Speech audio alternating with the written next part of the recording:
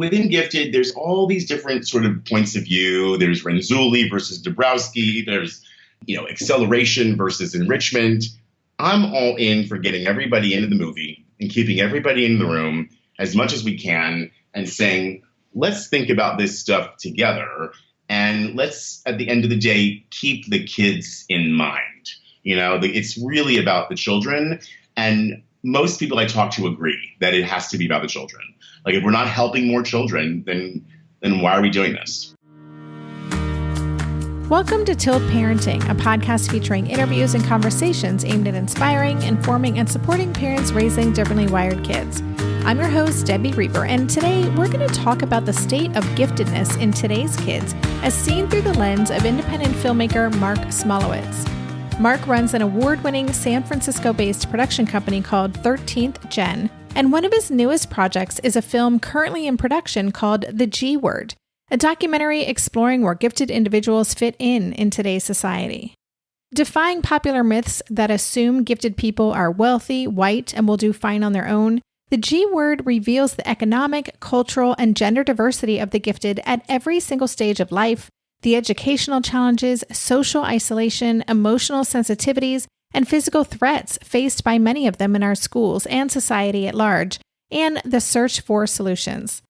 In our conversation, Marc takes us behind the scenes of his film and shares his thoughts on giftedness as it relates to 2E, equity, social justice, and more. You can check out a trailer and some excerpts from The G Word by going to thegwordfilm.com. But first, have a listen to our episode. Hey, Marc, welcome to the podcast. Thanks, Debbie. It's great to be here. I'm looking forward to hearing more about your work and about the film that you're working on, The G Word. But before we get started, I'd love to just hear a little bit about who you are in the world. I know you have a lot of experience working on a lot of really cool projects. So can you tell us about yourself? Well, sure. Thank you so much.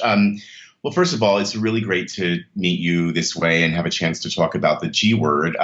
So by way of background, I've been a filmmaker for, going on, 3 decades, or in some way I've been in the film and entertainment world going on 3 decades.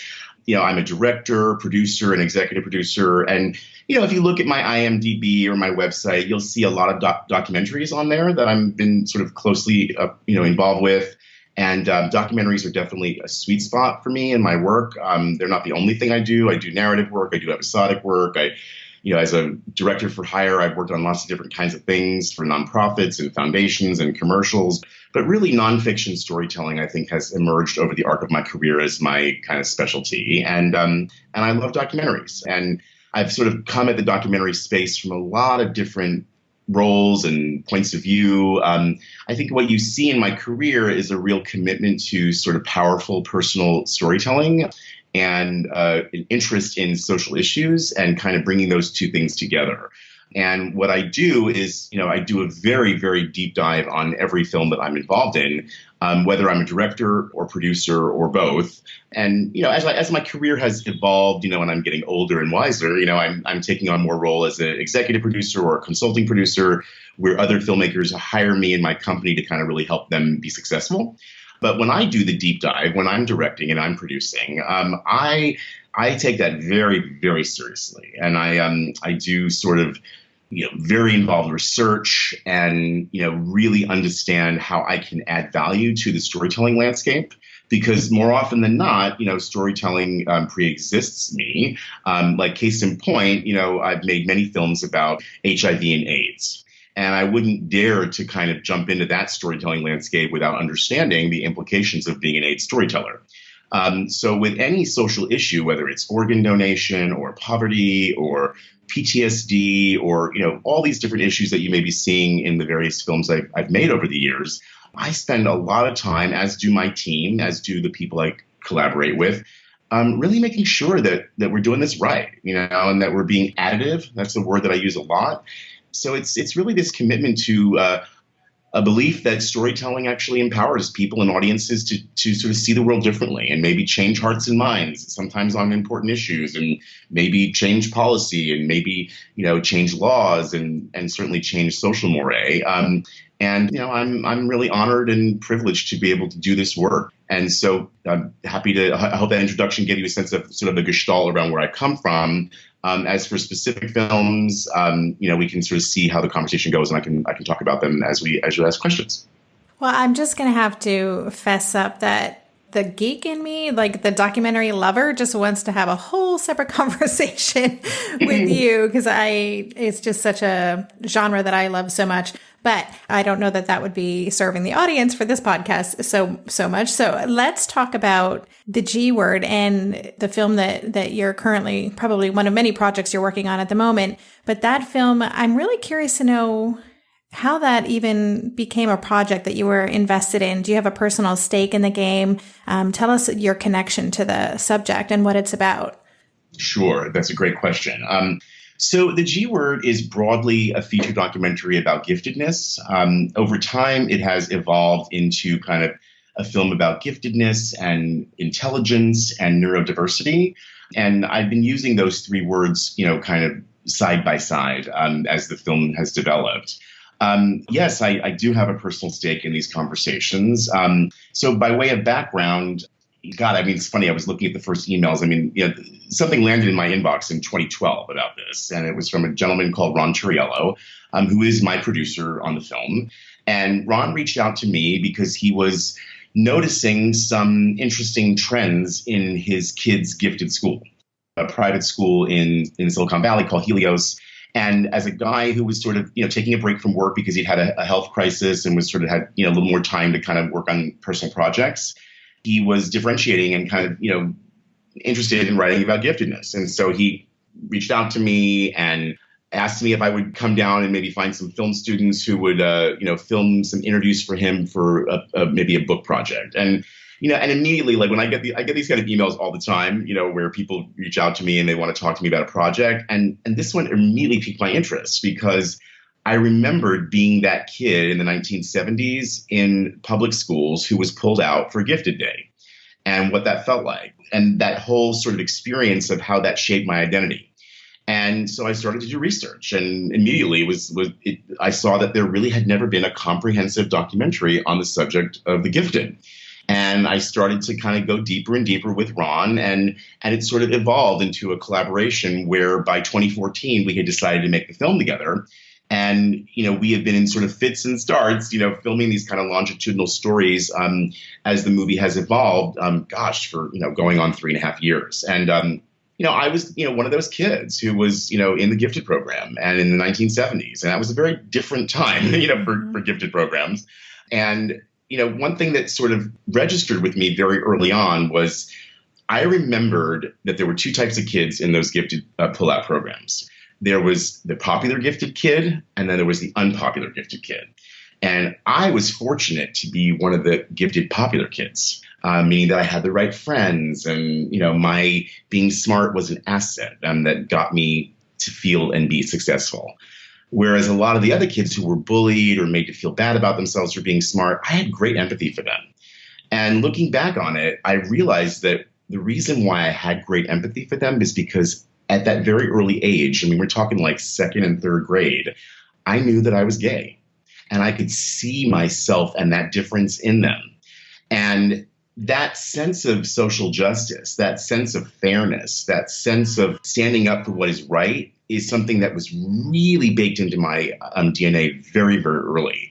And I think I had this consciousness as I was developing the movie that somehow those parts of my identity were going to intersect, and that was going to be a meaningful way into this story.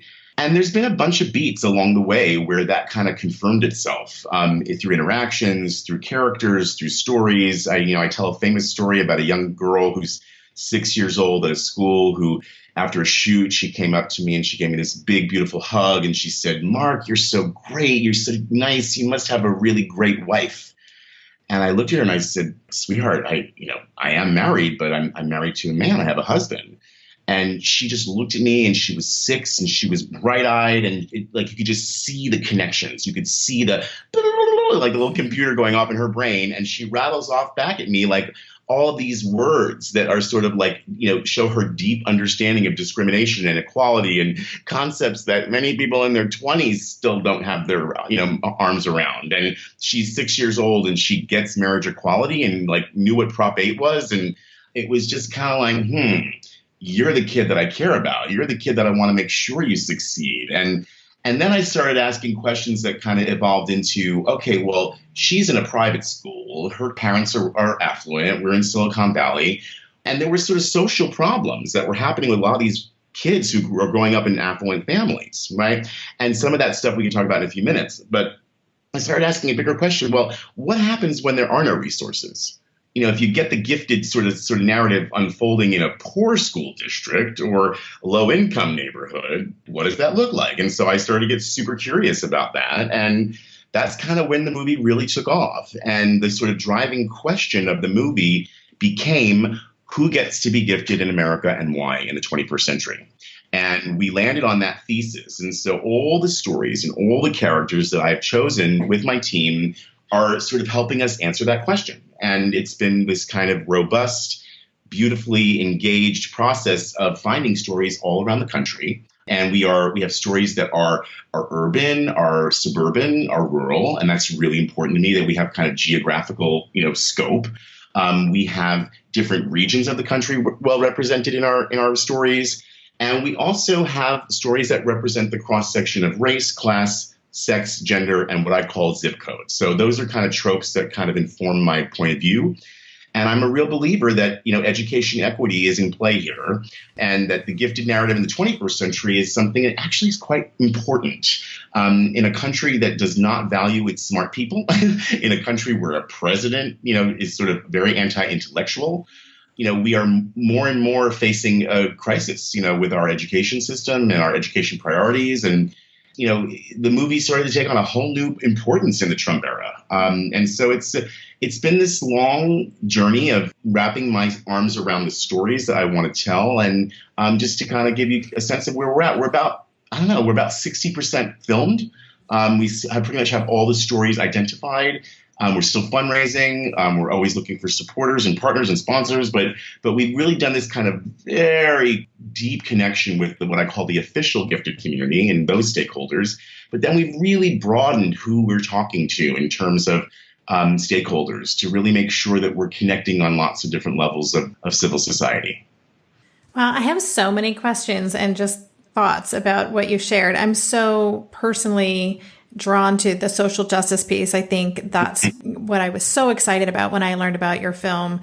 That's something that, I'm reading more and more about schools starting to really look at, as you said, who does get to be gifted. So I feel like there is a growing awareness. I don't know if you heard Malcolm Gladwell did a 3-part episodic segment for his podcast Revisionist History during his first season about this issue that was fascinating. It just really opened my eyes up more to this challenge for so many kids who aren't identified. So I'm excited. I do want to talk more about that. And I also just want to point out how refreshing it is that you said you use the word intelligence, neurodiversity, giftedness kind of interchangeably. When I launched Tilt Parenting, I got a lot of emails from people in the beginning, from parents of gifted kids saying, thank you so much for including us in this, because it is a group that I think is so stuck in many ways and misunderstood. And it's really complicated raising a gifted kid who doesn't fit in, but on the surface, they shouldn't, quote unquote, shouldn't have any problems, right?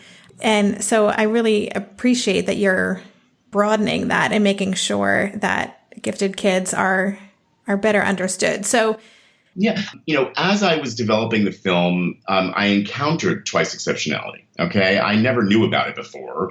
Most people don't know what it is. It's not officially recognized by most of the kind of official bodies that recognize, illnesses or disorders or, medical conditions. It's a forming community. It's a forming diagnosis. It's gaining traction. We're only really in the last 15 years has it become a thing. And more it's a thing. And what I was really drawn to about 2E was that this was a community in motion. Like these were parents and families and educators and advocates that were self-organizing into something quite interesting and powerful. And if I dare be so bold, we're kind of breathing life into Gifted in the 21st century in a way that it really had sort of, Gifted had kind of retreated into academia and, didn't have this sort of clout that it really needed in order to get people to pay attention. I mean, and by clout, I mean across a lot of social systems, like certainly, by way of laws, Gifted wasn't supported. By way of funding, Gifted isn't supported, and then by way of seeing Gifted in the education setting in comparison, for example, to special ed, really was sort of the stepchild. And the movie will look at that. We will be really tracing the history of giftedness and helping people understand the laws and really how did we get here, in the 21st century? Like, where are we as we are on the cusp of 2020s, right? With all this stuff. And there are new ideas about intelligence. There's a whole sort of psychological movement around that. There's grit, there's growth mindset, there's other G words, as I call them, that are kind of in the mix now. We're really going to focus on Gifted, the G word as gifted, as opposed to others, but really entertain the other ones. But 2E was just amazing to me because I felt like, wow, here is a community that is self-organizing to take care of its kids in a way that are really empowered. And I saw lots of moms doing amazing things, in their communities. And I saw a story there, right? I saw a story unfolding. And I'm going to go out on a limb here, and it's probably the first time I've said this on record on a podcast, but I think 2E is the savior of Gifted. I really do. And the reason why I believe that is because we operate in a society of so much deficits. Deficits are how things get funded. It's a priority. We really, really want to fix problems. And when you say gifted, it doesn't fit into the narrative of deficits. And even though we know that being gifted comes with all kinds of challenges, social, emotional, and otherwise, and add in race, add in class, it becomes even more complicated. It wasn't until 2E emerged, that concepts of neurodiversity emerged in recent years, that suddenly Gifted was on the table again, because it was forcing people to see that intelligence can exist alongside other kinds of deficits in twice exceptionality. And so I think 2E is in a lot of ways like where we need to put the focus. So there will be 2E narratives in the movie that are kind of longitudinal over time, where you get to know families, you get to know schools, you get to know characters, and you'll see them sort of alongside these other sort of stories in different cities and different locations that kind of aren't focused as much on neurodiversity, but when it all gets woven in together, we're going to get a beautiful snapshot of all the different kinds of things that are going on in contemporary gifted communities. So anyway, so that was a long way of saying I'm all in for this concept of neurodiversity. I believe strongly that there's large numbers of people out there who are not being served because of this forming diagnoses, if you will. And I think that this is probably the population in the current century that is going to need to be the focus in our education conversation. The other piece that I think is paramount to point out is that we're now at a time where so many parents across the socioeconomic spectrum that are opting out of school entirely, right? So at a time when education can be more personalized, where families can cobble together different kinds of education opportunities for their kids to get their kids' needs met, neurodiversity is going to thrive. It's going to find its place in that context. So in some ways, I think the next 10, 20 years are really interesting and exciting for these stories. We'll be right back after this quick break. During this month of planning and organization for big transitions, rhythms and routines have been absolutely essential for our physical and emotional well-being. So Green Chef nights are reliably and predictably a good night. We know the ingredients will be fresh and prepped, the instructions easy to follow, and the meal delicious. We're all still talking about last week's turkey tacos with mango chimichurri sauce, refried beans, and Monterey Jack cheese. Green Chef contributes to a healthy lifestyle with easy and delicious menus like fresh seasonal salads and grain bowls. And with over 80 weekly meal and market options, plus rotating options to suit a variety of lifestyles, whether Mediterranean, plant-based, calorie-smart, keto, protein-packed, gluten-free, there are always plenty of options to choose from. Whatever you select, you'll get farm-fresh ingredients, organic whole fruits and veggies, and premium proteins, all delivered straight to your door. I love those 4 words, straight to my door.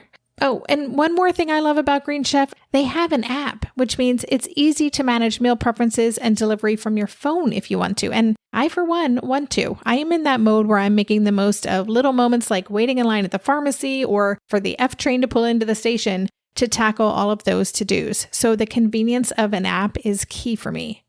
Green Chef has a special offer for Tilt listeners. Go to greenchef.com/tilt50 and use code TILT50 to get 50% off plus 20% off your next 2 months. That's 50% off plus 20% off your next 2 months when you use the code TILT50 at greenchef.com/tilt50. Maybe I've watched too many seasons of The Amazing Race, but every time I have to go somewhere on the subway, I treat it like a competition. It's all about making the right gut decisions about which route will get me there the fastest. Sometimes those decisions get me where I'm going early, and other times my gambles don't really pay off. Probiotics can't help with most gut decisions, but if your gut needs a little support, Ritual has your back. Their Synbiotic Plus, a 3-in-1 supplement, has clinically studied prebiotics, probiotics, and a postbiotic to support a balanced gut microbiome. I've been using Synbiotic Plus for about 6 months now, and it's become a core part of my morning routine. I take the mini capsule every morning while making my way through my inbox, whether I'm at home or I'm on the road, because it doesn't need to be refrigerated. And the capsule itself is delayed released, which helps it survive the harsh conditions of the upper GI tract for delivery to the colon, and that's exactly where we want it to go. Ritual invested in a study modeling the human colon, which showed that Synbiotic Plus significantly increased microbial diversity and the growth of beneficial bacteria. There's no more shame in your gut game. Synbiotic Plus and Ritual are here to celebrate, not hide your insides. Get 25% off your first month for a limited time at ritual.com/tilt. Start Ritual or add Synbiotic Plus to your subscription today. That's ritual.com/tilt for 25% off. Well, as the mother of a twice exceptional kid, I hope that you're right. and I agree. You know, I've talked about this before, but I remember having a conversation with a parent coach, you know, when my son was a little guy and we were discovering some of the things going on with him. And she was the first person to say to me that being gifted is a special need in its own right. And that really surprised me. I never had considered it in that way. And that really framed how I see this. And yeah, even if a gifted child doesn't have a secondary diagnosis, just by virtue of the way that they process and experience the world and feel things and, you know, the way that their brain works, it is different and it deserves attention for their needs to be met. So, yeah. I mean, I think that more, it's probably quite likely that a lot of gifted kids who don't have that second diagnosis would receive that second diagnosis if they were tested, or if we went further with them in terms of, you know, looking at their neuropsych or whatever. You know, testing is a huge part of this, right? And getting people identified, and there's lots of reasons why some are identified and some aren't, right? And so one thing we are doing in the movie, for example, is we're going to try to demystify the testing process. One of our characters we're following, who's 17 years old now, he's twice exceptional, has real issues with speech and sort of auditory processing issues, and he's a wonderful kid, and you know his mom is a founder of a 2E school here in the Bay Area, so that family has really opted into giving us a lot of access. His twin is also 2E. They're both amazing, and they have their own narrative around this stuff. And you know, getting him and getting the testing center to trust us, to kind of respect confidentiality of the testing process, was a huge endeavor, right? So we had to really figure out how to do that. What can we showcase? I mean, I was at a conference a couple summers ago and was learning about the testing process and like just the names of these tests, and like all that milieu is so overwhelming for parents, right? And it's like, even if you can afford the tests, well, then you get into this space where it's like there's all this new stuff you have to learn in order to become an expert to make sure your kid, you know, is being taken care of properly. So this stuff is complicated, and it's long overdue that it get looked at closely. I'll tell you a little story, Debbie, that I think is really interesting to share with your listeners. You know, we worked on the film quite intentionally for a long time before we ever went public, so to speak, meaning before we ever had a website, before we ever had a social media presence. And that was very important to me because I didn't want to be be public about making the G word until I was super ready, until I knew exactly what I was trying to do with the movie, at least, for the first wave of showing it in front of the public, right? Because I wanted, the communities of people like yourself who are parents and advocates and engaged in all this stuff to trust us because, there's been a whole history around mistrust here that we have to honor and kind of be thinking about. And also just, realize that, I didn't want people to think that we were like coming in to sort of rock the boat and just be there to sort of lift the veil on the controversies that are giftedness. And so I really wanted to show that we're walking the walk here. So really it took 2 years for me to figure out what I wanted to say to the public about making this movie. Because privately, before I was making the movie, when I would tell people I was making this movie, I have people that I like adore and respect, like roll their eyes at me and be like, "You're making a movie about that? Like, what's that about?" And so my whole thing is like, whenever somebody rolls their eyes at me, that means there's something going on here, right? And there's something going on that's really complicated because people don't roll their eyes at stuff unless it really, really triggers them and is complicated and doesn't fit neatly into their understanding of things. And so as I went deeper and deeper and deeper, I really realized that there was just so much going on here that was so powerful. And then when we launched, which was, I think, November of, I want to say 2015, like going back, or maybe later, my years are blending. But that said, whenever we launched, it was amazing to see what happened because we were super organized. We had great mailing lists. We really engaged advisors and partners and nonprofits in that process. And the first video that was launched on Facebook was viewed over 13,000 times in 1 week and was shared hundreds of times. And out of that came this groundswell of global interest from people everywhere. I mean, from as far away as Switzerland to Singapore. I mean, we were hearing from parents who said, "Thank you for making this film." Or more to the point, they said, "Can you help me find resources?" And I thought to myself, my goodness, we're the new movie, like we're the new kid on the block. And they're contacting us for resources. So immediately I said to my team, we got to get a resources page on our website. And these parents were often sharing deeply sad and troubling stories on email with us. I mean, I'm talking about like 50 to 100 stories that came in the first couple of weeks like this, unsolicited to our Gmail, with people saying, "This is what's going on with my gifted kid. And thank you for making this movie." And some of these stories were so intense. So I made an early decision that I was going to include those stories some way in the voiceover narrative of the movie, because I want to honor those families that reached out to us early on and gave us a signal that says, "We trust you." This is the kind of movie that will be additive and will actually have value for communities like that we are a part of. But that resources piece is fascinating to me because here we are in a time where people can basically search anything they need to on the internet, and yet they don't feel connected, and that's also interesting and a bit troubling. So. Yeah, that's what I find, within the audience of Tilt in general, is that piece of connection. And I think with parents of gifted kids, there is a particular stigma around giftedness that it's something people tend to hold close to their chest because there is the eye rolling you talked about. And I think, you calling the film the G word says something, that as you use the word trigger and giftedness is a trigger for a lot of people. And so I'm kind of curious to know, who do you see as the audience for this, and maybe in answering that, talk about what your intention or highest goal would be for what the film would do in the world. Wow, that's a great question.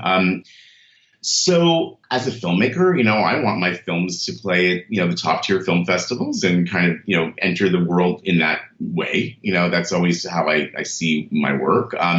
And I've been fortunate that, many of my films, have that kind of success trajectory. So, we're going to be aiming for, something similar because that sort of point of entry will assure the film of other opportunities going forward. So on the conventional sort of film and independent documentary landscape for sales and distribution, like all that stuff is what I know how to do. And through my company, we will work very, very hard to position the G word for success, right? I mean, at the end of the day, we got to make a great movie. It has to matter for large numbers of people. It has to connect with, seemingly connect with, bigger issues and bigger audience potential. And I am aiming for that. Like I want more people than not to see it. Like that's my goal.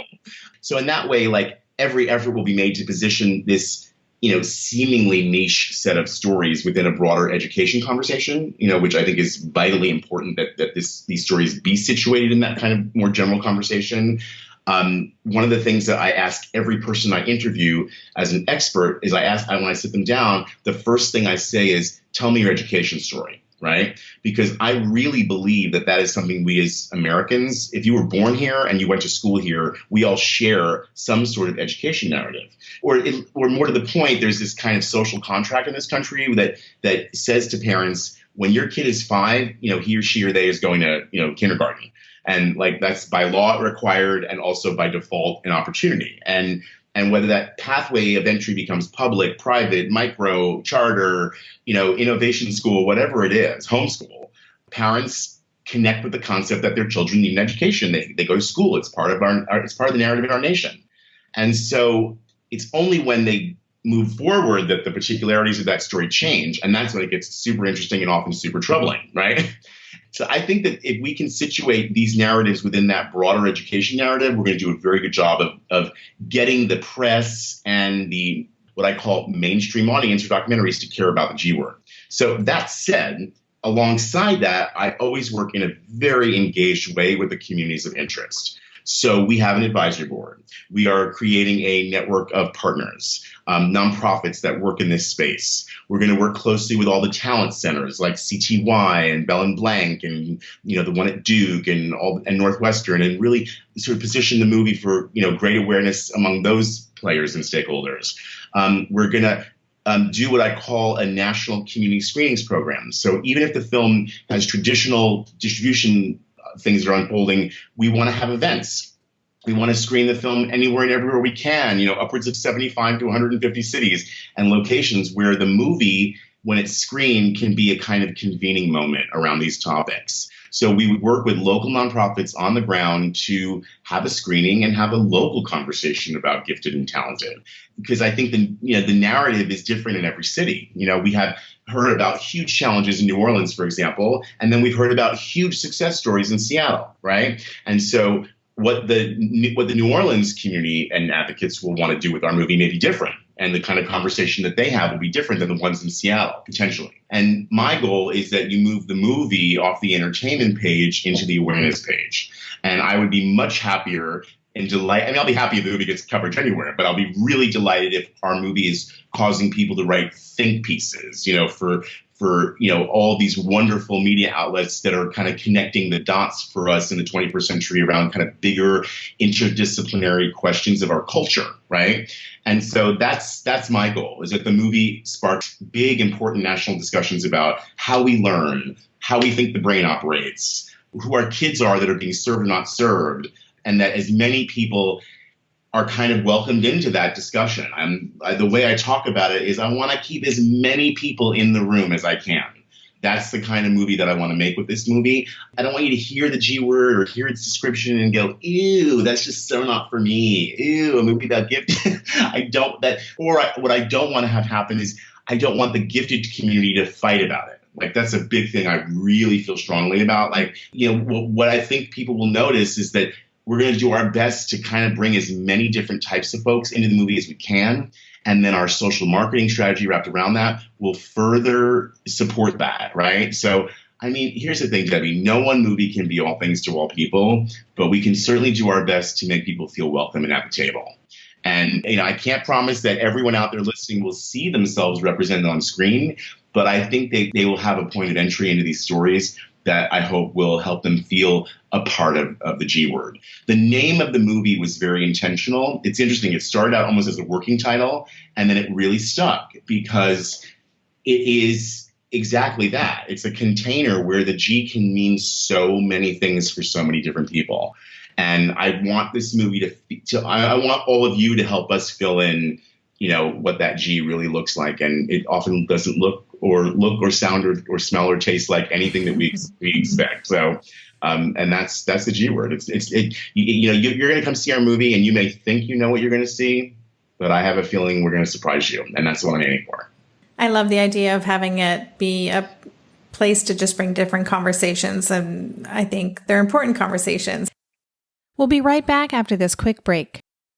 Hey there, it's Debbie. I love making this show and sharing conversations about how to support our awesome neurodivergent kids. I've seen how even one little insight from an interview can spark a big shift in daily life. But I know that raising complex kids can be messy and lonely. And just when we think we figured it out, something comes up that boots us right back to feeling overwhelmed and stuck. That's why I've poured everything into creating a way for parents like us navigating complex parenting journeys to join together and chart a path that feels positive, hopeful, and doable.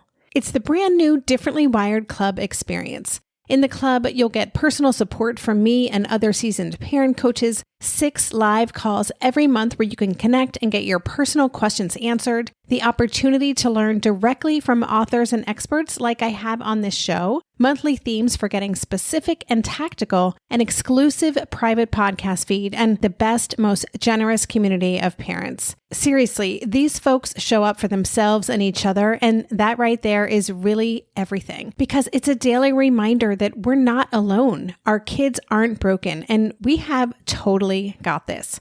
The recently rebooted Differently Wired Club is on a brand new platform with its very own iOS and Android app. It is such a great space.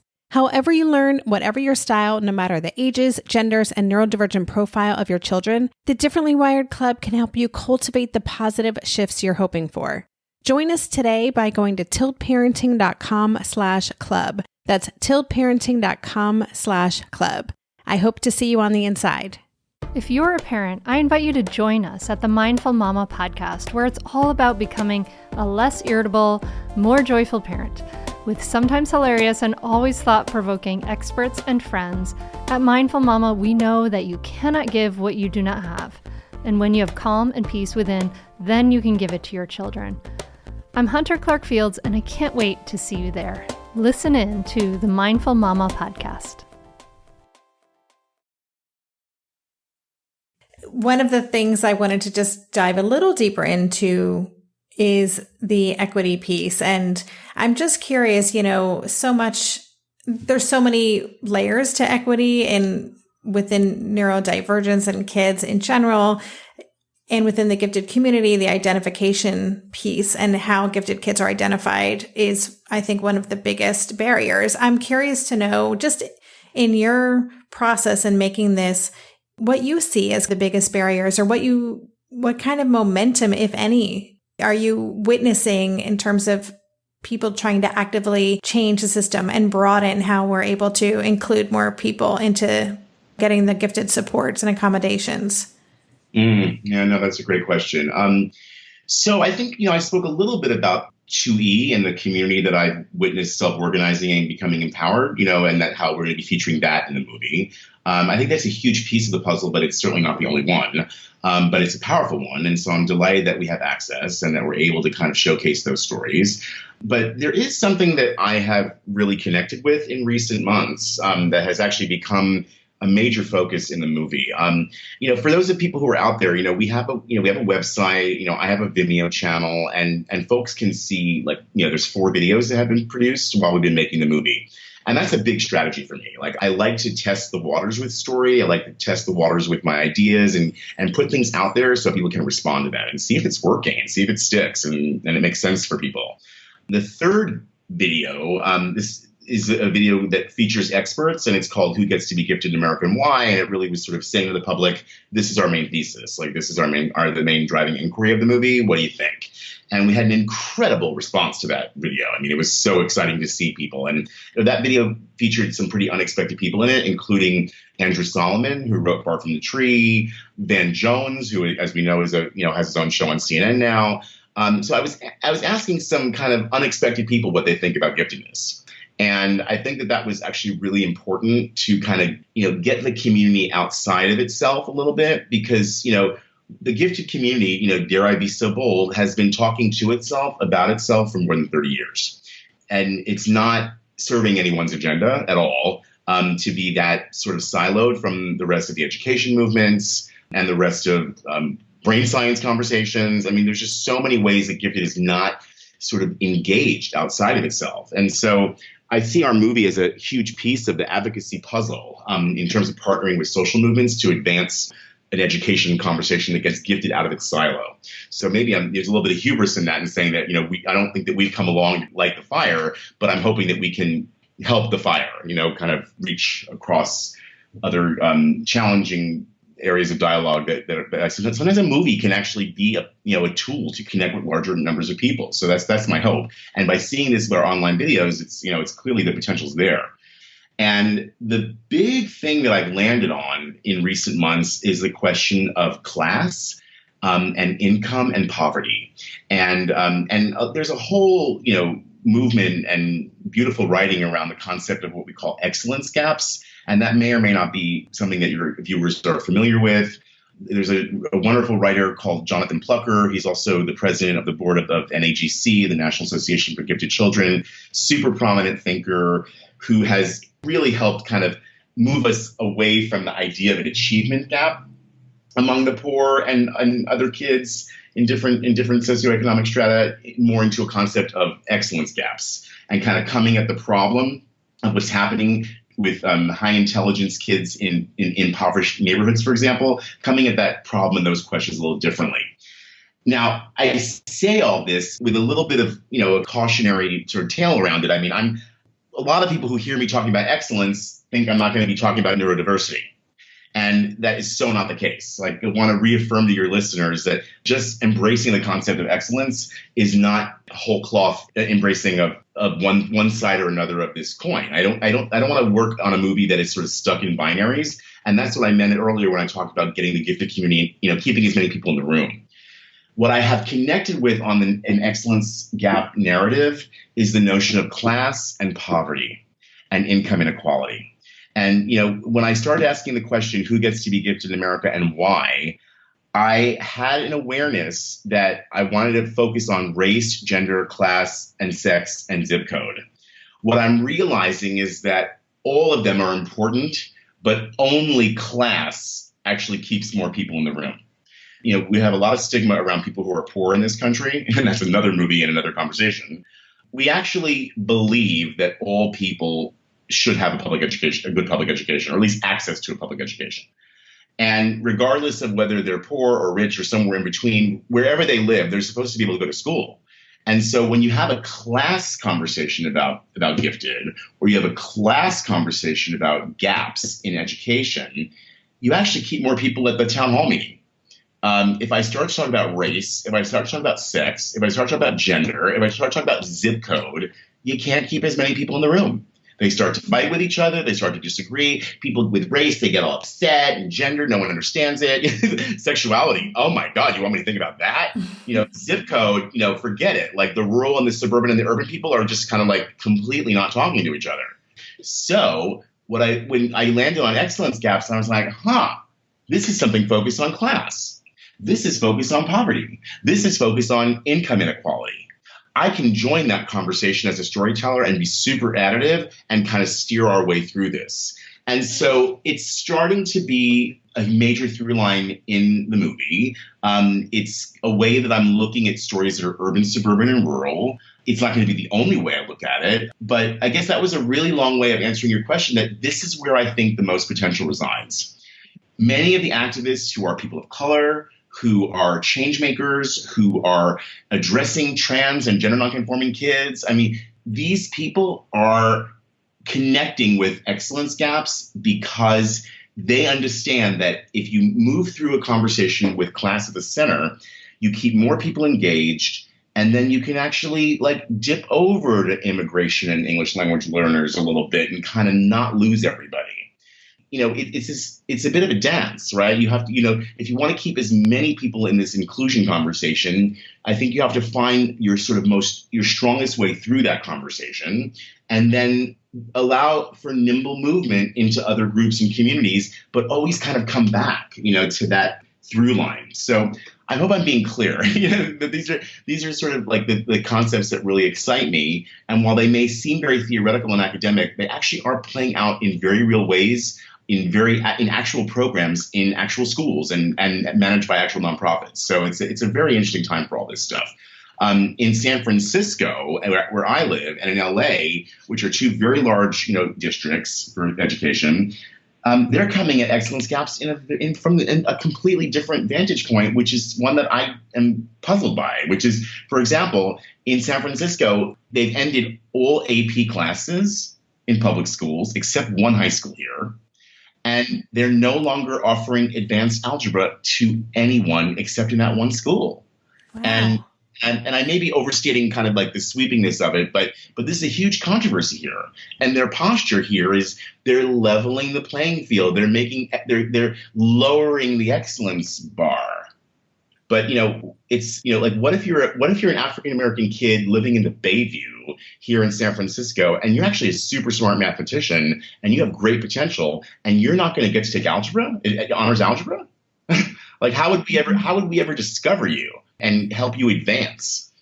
So, I mean, within Gifted, there's all these different sort of points of view. There's Renzulli versus Dabrowski. There's, acceleration versus enrichment.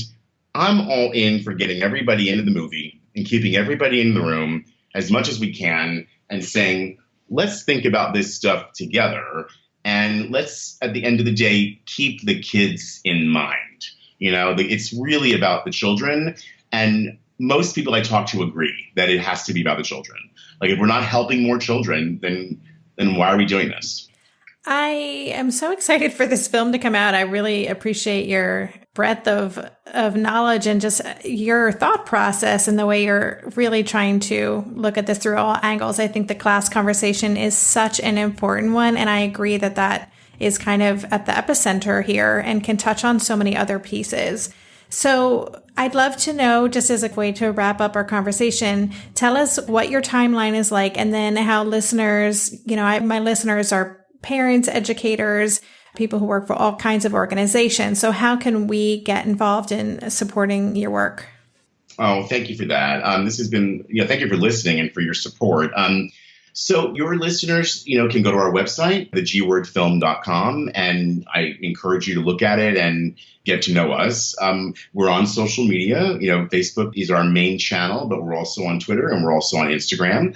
We have an email that is dedicated to the film. It's thegwordfilm@gmail.com.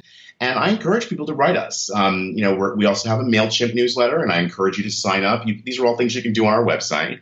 And, we're sending out newsletters, and we're sort of keeping you informed of how things develop. But I will tell you that if we are a community-based endeavor in the sense that we want to work with all of you. So if you're a parent, if you're an educator, if you're an advocate, if you're a journalist, if you're, whoever you are in the kind of landscape of all this, we invite you to pay attention. And if you see ways that you can kind of lean into what I'm doing, lean into what our team is doing, you will find that we are responsive to your ideas. If emails come in, if they are thoughtful and they have intention and they seem to make sense for the movie, you're going to hear back from us. I mean, we want to work with all of you. And in that context, it's really about building partnerships. So if you work for a nonprofit in a particular city or town, let's get connected now. So when the movie is done, we can actually come to your city or town and work with you to present it in a way that is meaningful for your local community. So to that end, it's a heavy lift to get a movie done. This movie it's expensive. It's taking us into all these different communities to do production. So dare I be so bold, if there are people who want to support us, you can make donations on our website. We are a nonprofit, meaning that we operate as a 501c3 because we have fiscal sponsorship. We're sponsored by the Center for Independent Documentary, which is one of the most prestigious, nonprofits working in the documentary space in the country. So if this sparks your interest, I mean, I encourage your viewers to think about making a donation. We're coming into the final quarter of the calendar year, which is a big time for donations and a big time for people to think about their nonprofit charitable contributions. And we'd be honored to be among the very important causes that all of your listeners may support. Separately, our social media posts, share them, let people know about the movie. Help people get connected with us. It takes a village, and that village is a digital one. So if you're on social and you like that kind of thing, follow us. And we will be at NAGC, the National Association for Gifted Children Conference. We're going to be doing filming there, and I'm doing a presentation there. And we will also be at Gifted Ed in Texas.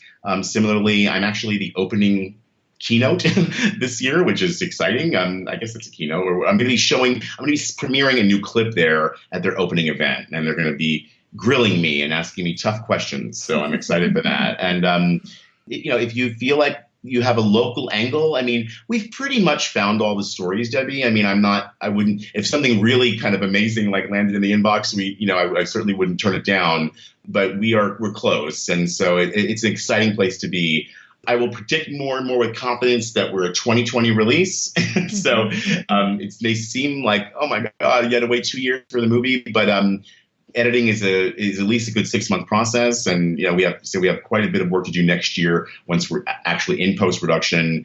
And between now and then, think of how much could change in our country and in Gifted and in all these important conversations. So we will stay close and connected to all of you and be listening actively for like the most important issues and try to be a part of those conversations.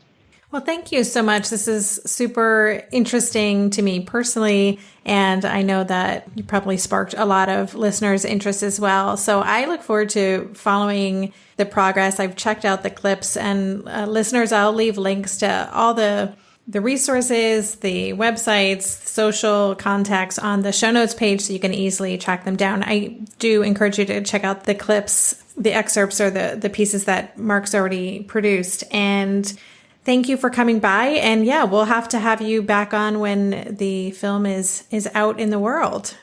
Oh, thank you so much. And, to your listeners, let's keep this up because this is really, really important stuff that we're all passionate about. You've been listening to the Tilt Parenting Podcast. For the show notes for this episode, including links to Marc's website, the online home for the G Word film, as well as the other resources we discussed, visit tiltparenting.com/session132. If you haven't had a chance to check out my new book, Differently Wired, and you want to see if it's for you, don't forget you can download the first chapter and the table of contents at tiltparenting.com/book. And if you have read it already and like what you read, I would be grateful if you would consider leaving a review on Amazon. And if you're on Goodreads, go ahead and leave one there too. Those reviews mean more visibility for the book, and I want to make sure the people who would benefit from it can easily find it. And if you get value out of this podcast, please consider signing up for my Patreon campaign to make a small monthly contribution to help me cover the cost of production. Even $2 a month helps. To sign up, go to patreon.com/tiltparenting, and Patreon is spelled Patreon. You can also find links on the Tilt Parenting website on any of the show notes pages. And I couldn't end a podcast without my weekly reminder to leave a rating and or a review for the show on Apple Podcasts. There are many podcasts out there for parents. Those ratings and reviews help keep this podcast high in the rankings, which makes it easier for me to land those bigger guests. Thank you so much. And thanks again for listening. For more information on Tilt Parenting, visit www.tiltparenting.com.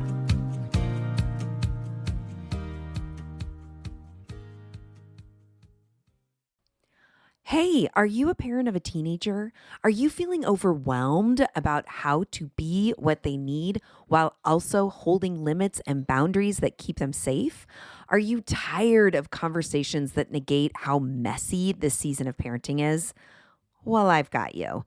My name is Casey O'Rourke. I am a positive discipline trainer, parent coach, and the host of the Joyful Courage podcast. Every week, I come to you with an interview digging into tough topics with experts I trust and solo shows that go deep into the personal growth and mindset needed to raise teens in a way that grows them into confident, capable young people. I am not afraid of getting real about the intersection of conscious parenting and the teen years, while also bringing in vulnerability, humor, and lightness. I'm walking the path with you and honored to serve. Listen to Joyful Courage on Apple Podcasts, Spotify, or wherever you consume podcasts.